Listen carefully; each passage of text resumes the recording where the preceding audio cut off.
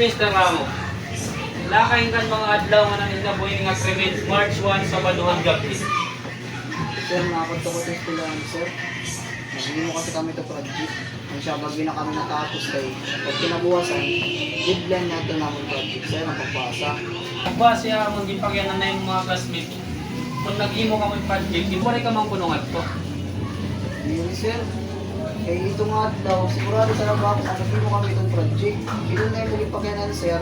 Nauulit ito ako, ang siya parit niya ay sala ako na akong naging ang krimen.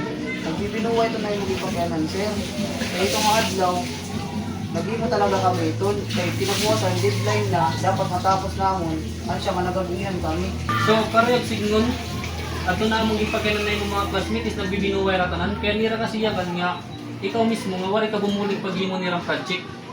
Oo, sir, nabibinuwa ito ratanan, sir. Kaya ito yung ratanan, nauulit ito kung sanlit yung bububuhan nila mga istorya. Pero na akong talaga ginaya ko ng statement, sir, ungod talaga. Ito nga daw, nag-imo kami project, nagabihan kami kay pag kinabukasan, dapat mapasa na namon kay deadline na. Ang kamaturan nito, sir, di talaga ako. Nakasa akong mga classmate, nabulig gud ako kung kailangan.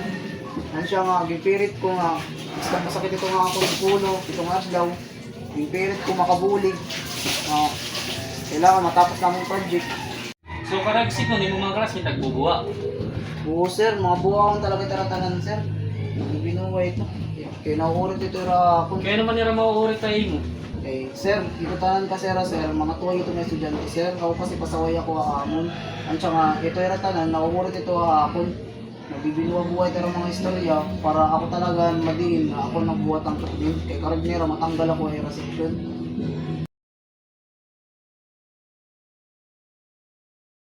So, kung nagbibinuwan ni mo mga classmates, may daw ipapakita nga ebidensya nga nakuha na mo na crime scene, nga nagpapatunay, ngayon nga mga gamit, di ka nga imo. Sir, dirito nga akon, sir. Ito nga sando, sir. Dirito akon, sir. Kaya ang adlaw nga nahitabuhin krimen. Ito nga adlaw, naka-uniform ako ito. Nakatungan ako sa eskwelahan, sir. Bawal ba yung makasunod na eskwelahan nga di rin naka-uniform? Kasi ito nga, wallet.